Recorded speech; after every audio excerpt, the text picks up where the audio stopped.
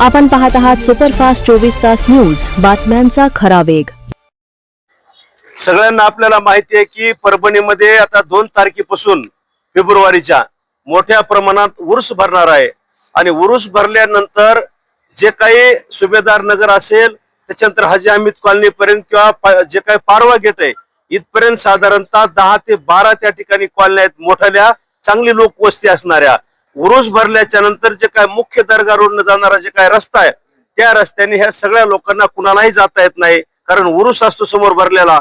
म्हणून लोक काय करतात त्या ठिकाणी पर्यायी रस्ता म्हणून कोणता वापरतात, एमएससीबीच्या पाठीमागून जे काय वैकुंठधाम स्मशानभूमी आहे आणि सुभेदार नगर मधून वरी जाण्यासाठी 10-12 कॉलन्या ते रस्त्याचा वापर करतात।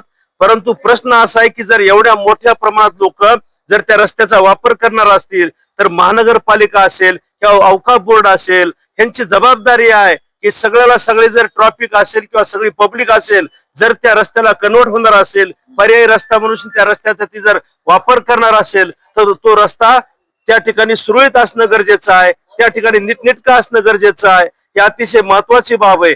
आज त्या रस्त्याला सगळे खड्डे पडलेले आहेत। दुसरी गोष्ट, रस्त्यामध्ये ऑटो उभा असते जुने पुराणे, त्याच्यानंतर पानटपरे असेल किंवा लाकडं असतील काही किंवा काही शेळ्या मेंढ्या बांधल्या असतील।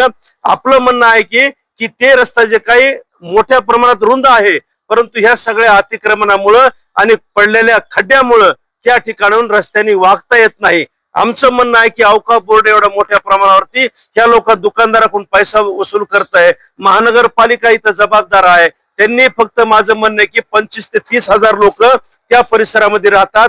उलट आणि त्यानंतर पारवा आणि जाम सारखे मोठाले गावं पुढे आहेत।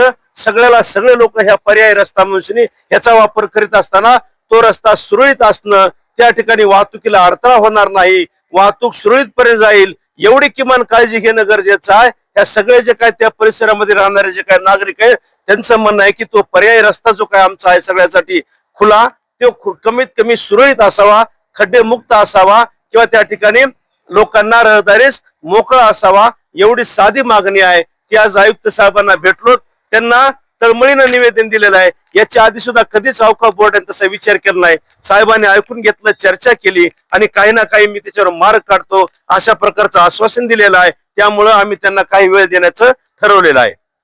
अभी हमने आयुक्त साहब को निवेदन दिया है, जो हमारे को जाने के लिए अड़थड़ा होता कम से कम 25 से 30 हजार लोग की आबादी है। हाजी हमीद कॉलोनी, दरगाह रोड, परभनी। जो उरूस जहाँ भरता है मेला तो वहां से जो मेन रोड है वो मेन रोड मुख्य रोड बंद हो जाता है।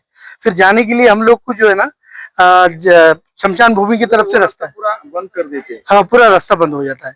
फिर बाद में शमशान भूमि की तरफ से हम लोग को जाना पड़ता है। कहाँ से कहाँ तक रोड का शमशान भूमि से लेके पारवा गेट तक समस्या है।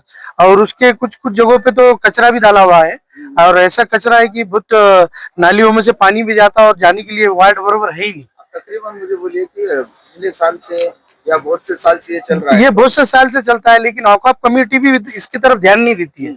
ये औकाफ कमेटी का भी काम है कि जब तुम इतना बड़ा मेला भराते हो तो इसके बाद भी तुम्हारा कमेटी का भी काम है कि जब इतना इन्वेस्टमेंट करके तुम इतना पैसा पब्लिक से लेके जो मेला भराते हो तो आने जाने वाले लोगों की समस्या जो है वो खत्म करना चाहिए। लेकिन वो औकाफ कमेटी का भी काम है और महानगर पालिका की। कितने लोग आने जाना है? कम से कम 25-1 लोग आते हैं सर। हाँ, 25-1 आयुष साहब से ये बात हुई हमारी कि सर ने बोले कि जल्दी से जल्दी जो तुम्हारी समस्या है वो खत्म करेंगे और रास्ते को जो है तो मुरुम वगैरह जो भी डालना है, रास्ते का निर्माण जो भी जैसे भी दुरुस्ती करना है वो हिसाब से हम करेंगे बोल के ऐसा बोले सर ने।